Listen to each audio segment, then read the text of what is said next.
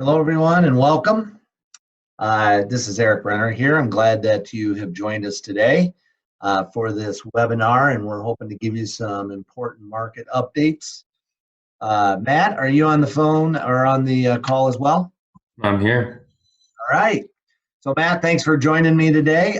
Matt and I really want to give you, as clients, an update, kind of how we're seeing certainly what's happened in the markets. How we're kind of thinking about it. We're certainly keeping an eye on it with all of our resources. But as you can imagine, we really don't know we don't know what the future holds. But we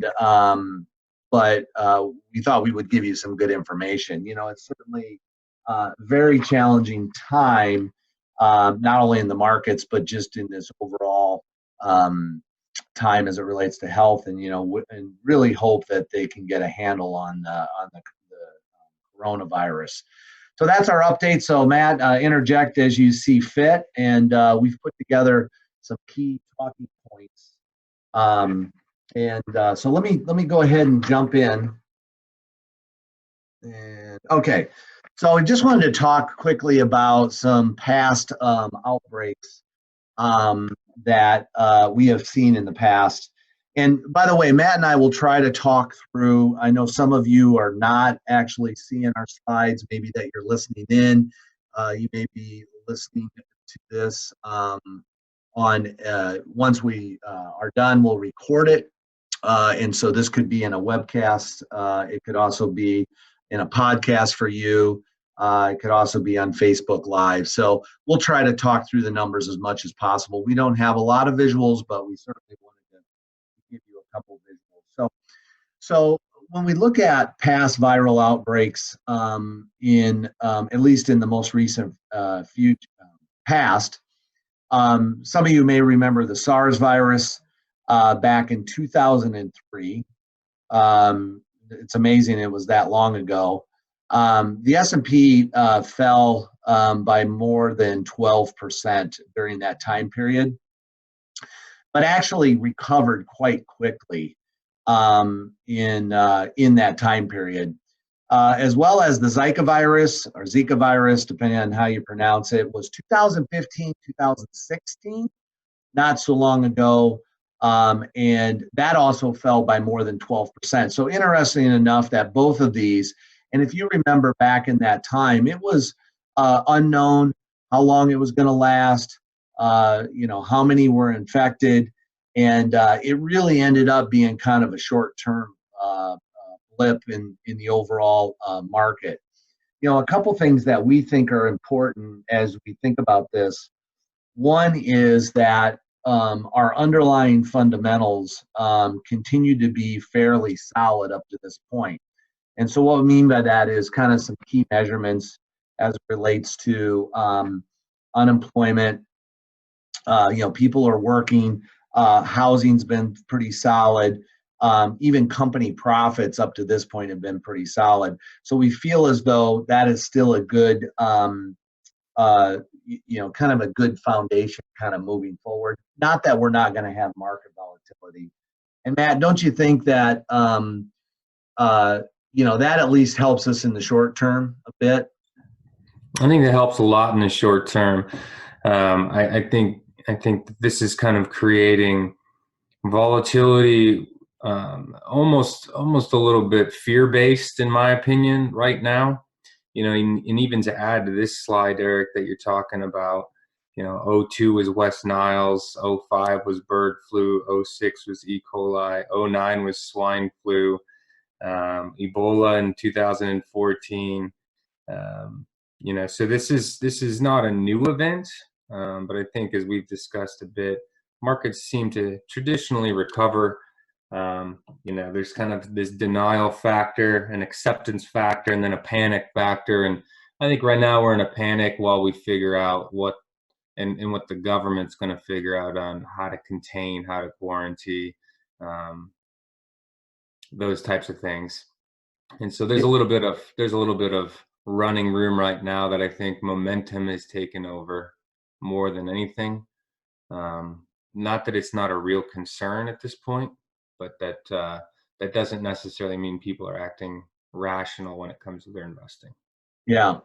Yeah, so great point. In fact, when we look at the next slide, a couple things here. What is the potential outcome if the virus isn't contained? And there was a quote from the CNBC Moody's chief economist, Mark Zandi, and he said, this was actually last Tuesday, that if the virus becomes a pandemic in Europe and the U.S., that is a prescription for a global and U.S. recession. So we're not saying that that's not a potential or possibility. It certainly needs to get a grasp of the situation. We certainly believe that the next bullet point there is we think it'll be several weeks before we see any possible significant impact on the economic data. So Matt, we just talked about, the underlying fundamentals being fairly solid and so forth. So we do realize that it's going to be weeks before we see that. Probably the end of the first quarter, don't you think? I think so. I think people will probably experience short-term things, travel-related things, mainly more than anything. The immediate experiences that they have as they go about their day-to-day lives, and what they see on social media and the news. But the real economic data, correct, I think won't be out for a little bit. Yeah. So I think that that's really important. I mean, what we have with our economic data, we're going to see some of it with some of the releases that happen here because it's a new month. We may see a bit of it, but we really think it's going to be several weeks. And then this last bullet point just changed, didn't it, Matt? They did lower them. So just a few hours ago. So by 0.5%. We had this bullet point put together here in preparation, and they did lower it. So, Matt, I don't know if you have any comment on the Fed and the choice there. Not my favorite choice, quite honestly. I think it was, the hope was that it would make some type of quick rally in the market. That was really unjustified based on the strength of the underlying fundamentals. And so, again, I don't see the need for a rate cut with strong fundamentals in the market right now, particularly with rates as low as they've been.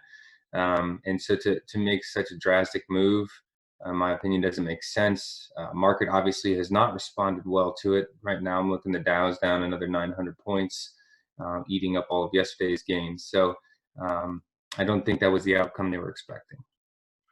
Yeah, so that is a great point. I think, obviously it just happened this morning, but, our view would be it was, a little bit ahead of the game. You can see here that originally the what they call the Fed fund futures were pricing in a potential cut, but they really thought that it might be, at least the futures looked at it and thought it might be in April. So anyway, that's something that happened. I mean, it shows in the Fed side. We had a little bit of history with the new Fed chairman of back in, what was that, December of 18, Matt, I believe. Yeah, December of 18, that they actually raised interest rates, and of course last year they cut them by 3 different times. And so they certainly have jumped on board here and cut rates already. So, yeah. Okay, so let's go ahead and move on here. One of the things that we wanted to point out was that in taking a look at some results. So what you see on the screen is some results from the markets, and then also results of our Hilltop models. Those your models that you are in as it relates to your overall portfolio. So if you look at the screen, I'll just take you through this quickly. That we first looked at the S&P 500. So, and these obviously change day to day with the returns. But the last 3-month return on the S&P 500 is down 5.9. I think that a lot of times you can be led into, yes, markets might be down 10 or it dropped by a larger percentage. But one of the things to remember is when you look back over a 12-month period or even further, what has the average been? So if you look at the trailing 3 months, it's down almost 6%, where the trailing 12 months on the S&P 500 actually is up almost 8%, 7.9. So we've really seen just given back the gains that were achieved for 2020, but on a 12-month period, there's still positives there. So Matt, do you have any comments for the call on that? Yeah, I think you made some good points there. This obviously the decline last week was pretty significant, and these numbers go through the 28th, so last Friday.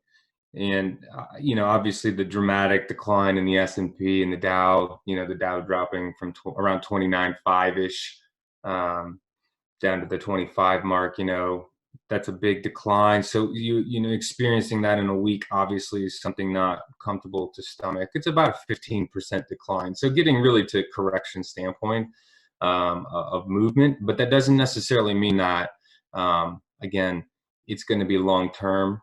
It's going to be, in my opinion, most likely short-lived. But I think you're making a good point that the market is going to experience volatility, and it's really something that we've been talking about since at least last October. We've been waiting for this volatility. Probably didn't assume it would be coming from a potential virus spreading across the world, but that doesn't necessarily mean we weren't expecting some type of volatility. And so even with that experience, we've been positioning portfolios and reducing risk along the way over the last 6 months, and it's starting to pay some dividends there. Yeah, so I think just to kind of curtail what Matt was saying is, if you look at those models, and we've got 3 of them up here. So the moderate conservative model, a moderate portfolio, and then our retirement income strategy. So depending on where you fall with working with your advisor, you can see the difference even in the moderate model, down 1.95 over the last 3 months compared to the S&P 5.9. And over the last 12 months, you can see a 6.69 percent return, where the S&P was 7.9. So the way I would think about this, and to help you think about it, is we're down less than half of what the S&P was, but we're not half of the return on the upside. So the trailing 12 7.9, we're not at 4, or a little under 4. So we feel as though the positioning of our models right now are positioned well to help protect the downside. I know we, as Matt said, we have positioned, and really even before last year, have positioned portfolios with having some protection on the downside, and now this is it, right, Matt? Correct. Yep. So Matt, if you expand this and we're to start looking at individual sectors and those types of things, certain sectors have really not experienced too much of an impact last week. Your technology, real estate, and utilities being the top 3 performers, only down around 4 to 5, 6%. The ones that were really hurt the most are financials, manufacturing, and energy, down all around 20-25%. So those 3 holdings are not something that we actually maintain in our models. Actually, we have a 5% weighting in the retirement income model, and the fund that we use actually was only down 4%. So really just a good selection there. So we didn't experience a lot. Again, the volatility is really something we've been paying a lot of attention to, and forward looking.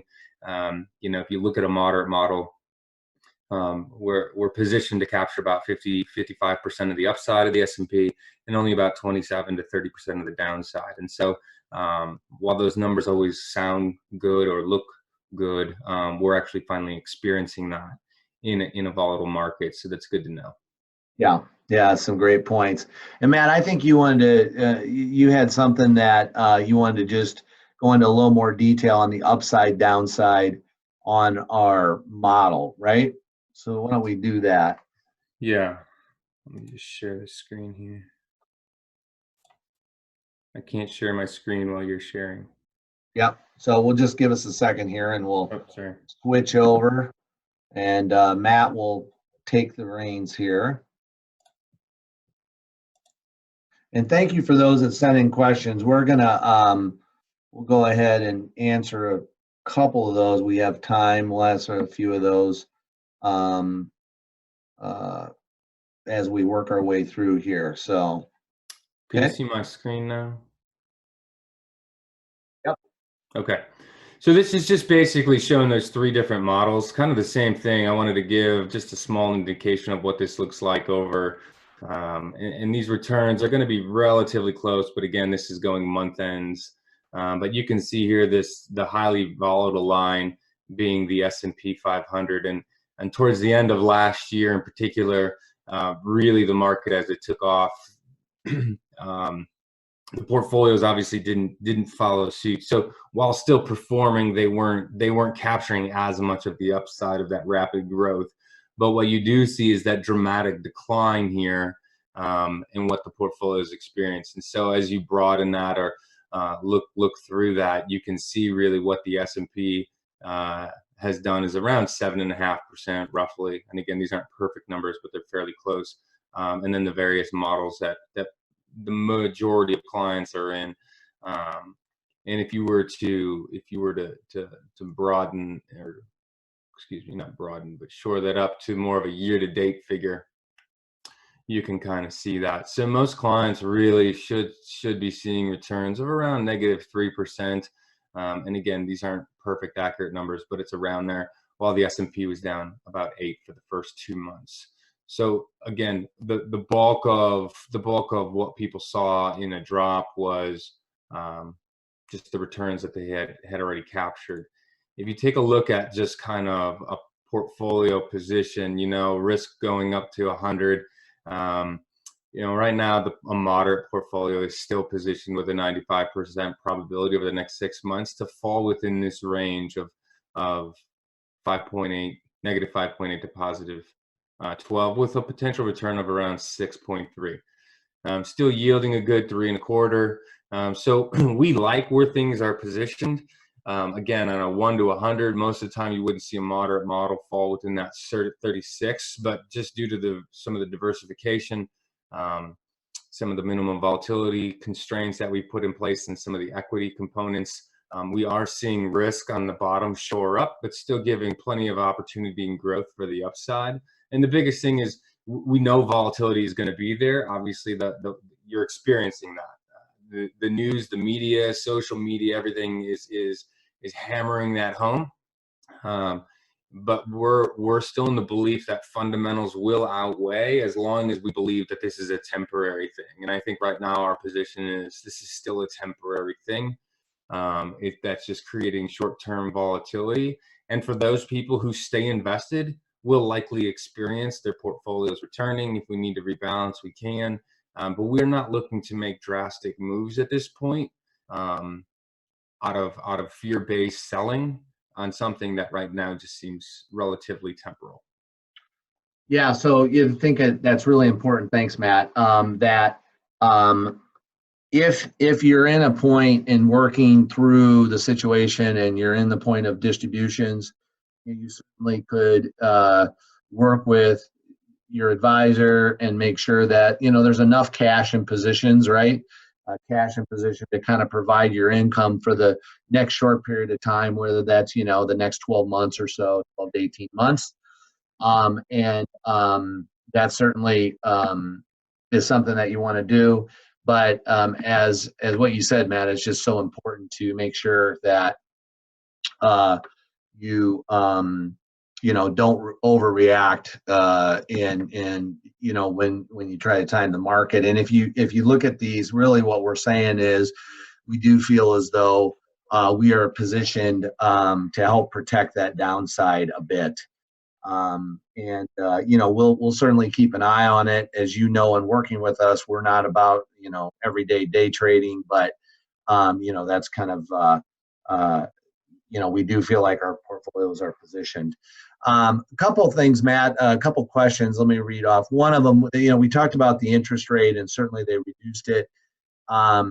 If it turns, the economy continues to kind of dip, and this coronavirus continues on and things get bad, the question is there room to lower rates again? And what's the impact if it's not room? You want to take that?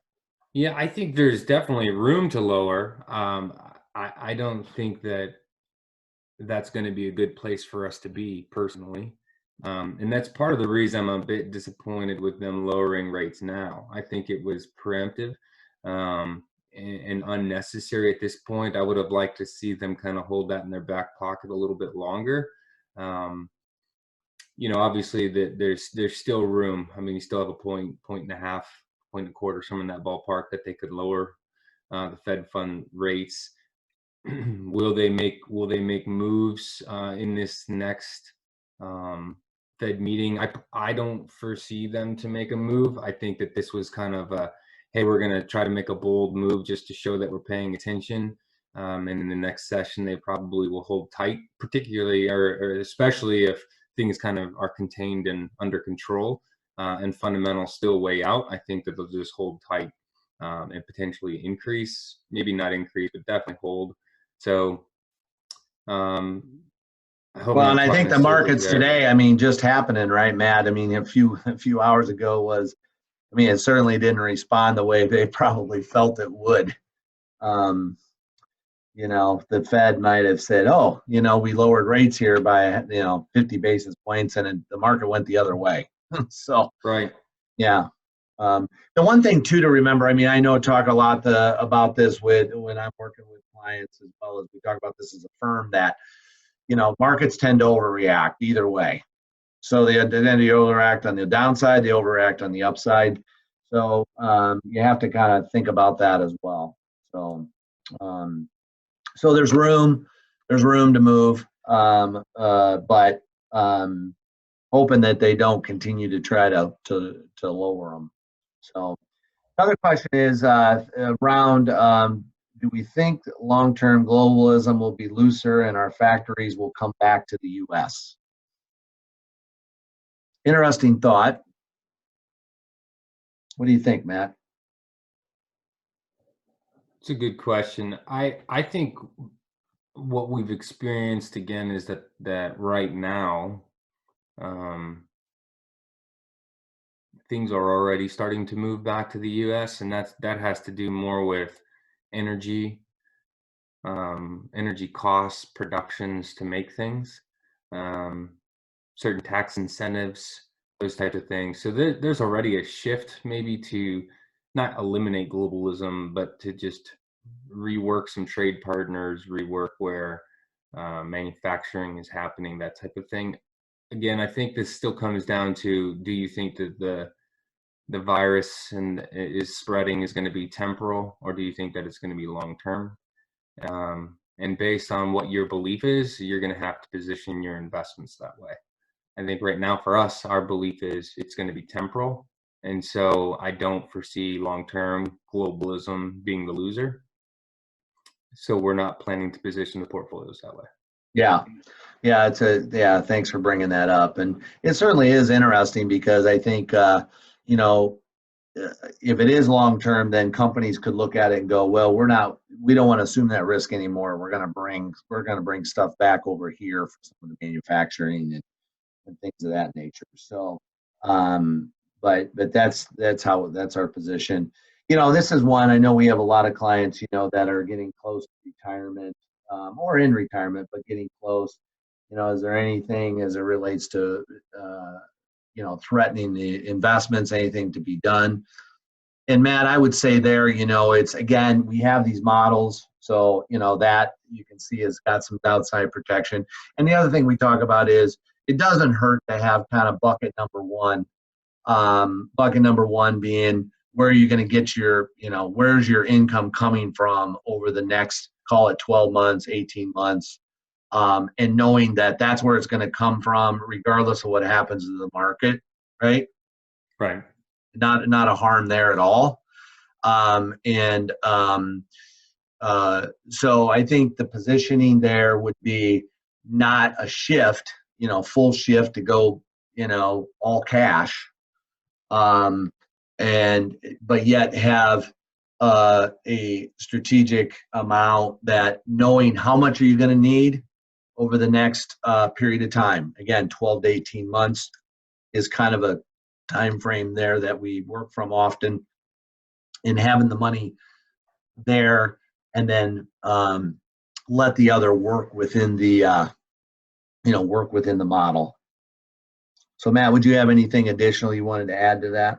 No, I think if you're in a retirement distribution phase or you need cash, just making sure you have your dividends paying the cash, so you're not selling at inopportune times, and just making sure you have 12 months or so of assets that are the ability to liquidate without high volatility price fluctuations. Just controlling where you're taking money from and how you're taking it. I think you'll be fine. Yeah, and that's that you mentioned about dividends and interest and paying them to cash. When we look at some of the work that Matt and I was doing just as late as yesterday, we looked at some of the sectors that were down, and kind of our models and so forth as a team, and there's still dividend income off of it. They may be down a bit in value, but there's still dividends coming off of that portfolio, which is also can be part of income, as you mentioned, Matt. So I think that's an important piece to just keep in mind, don't you think? I do. Yeah. Okay. Good. All right. So let's move on. We got another slide here. Let's see. Okay. So how does it impact you specifically? Well, a couple things that Matt and I thought about. One is, of course, no one can predict the future. Okay. So Matt showed you the probability modeling, and that we're within that range, but no one can predict the future. I would say that, until we see economic data change drastically, and again, that's going to be several weeks, Matt, wouldn't you think? I mean, we've got solid foundations from an economic perspective still.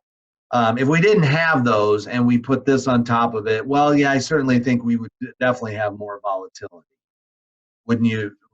Would you want to comment on anything on that? No, I don't think anything else in addition to kind of what we already talked about. Yeah. So I mean, good solid foundation. I mean, certainly we have the elections, and we're getting right into the heat of it now. And so depending on how that's starting to outcome, and then how long this will continue, as Matt said, is it short term or is it more of a long term issue? But here at Hilltop and our team will continue to keep an eye on it, and take resources that we're at. We often say that the resources we use often, not all of them, but a lot of them don't have the noise attached.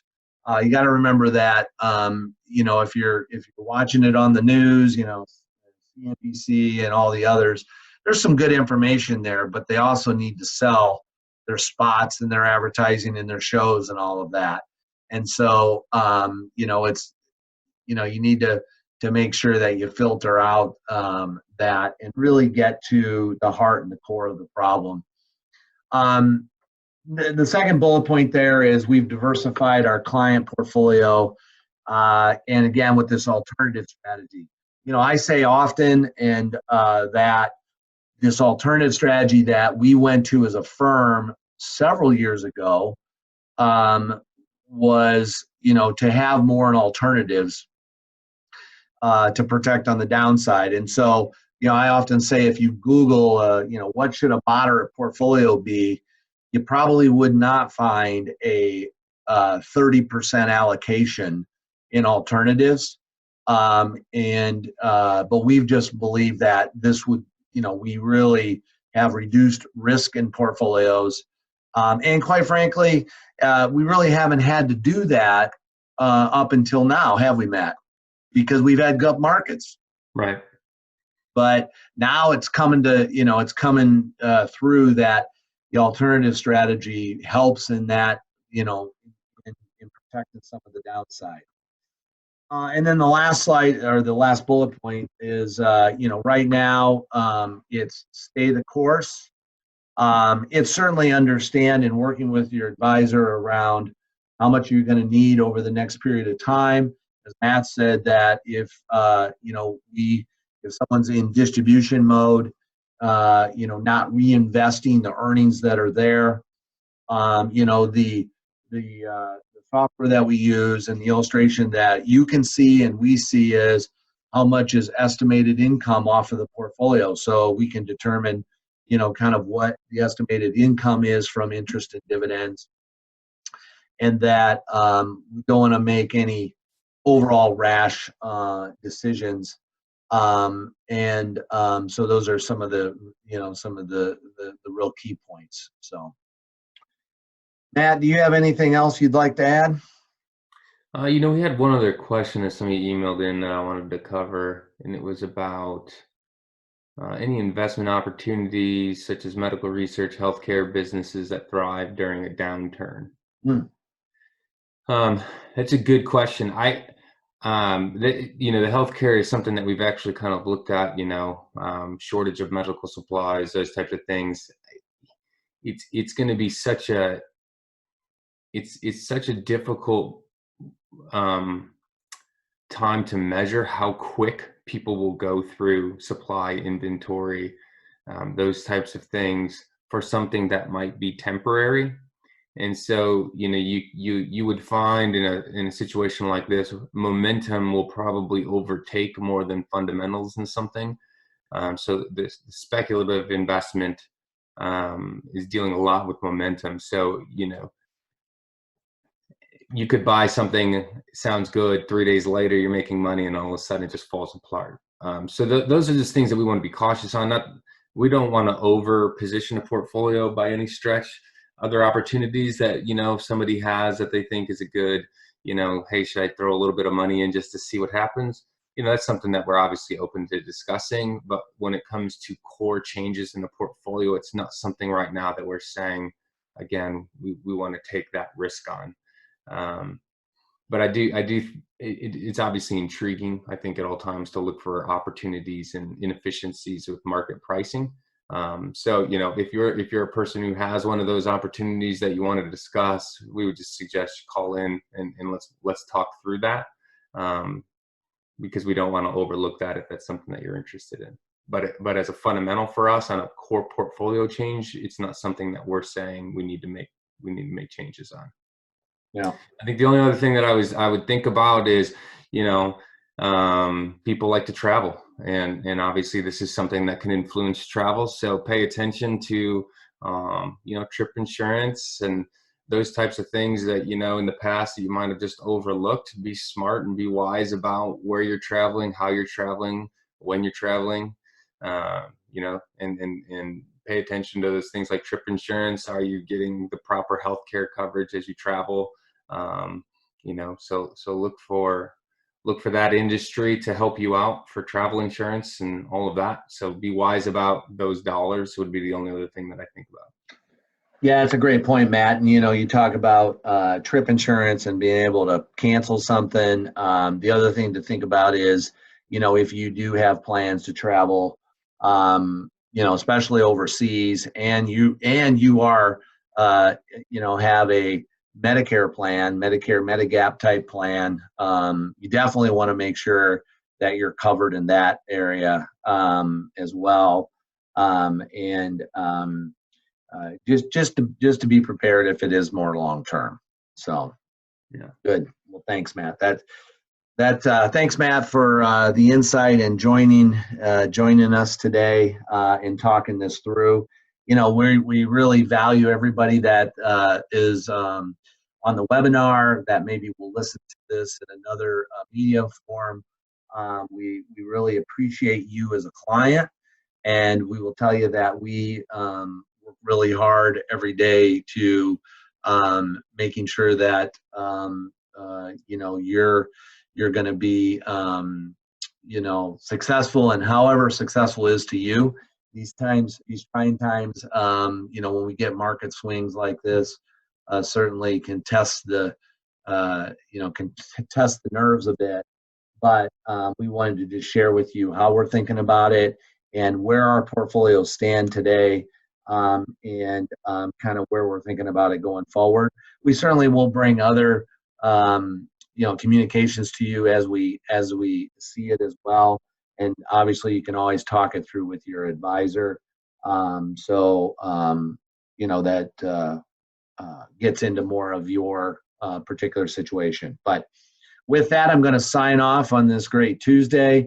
And again, thank you for being a client. Thanks for listening in, and we'll see you soon. Have a great day.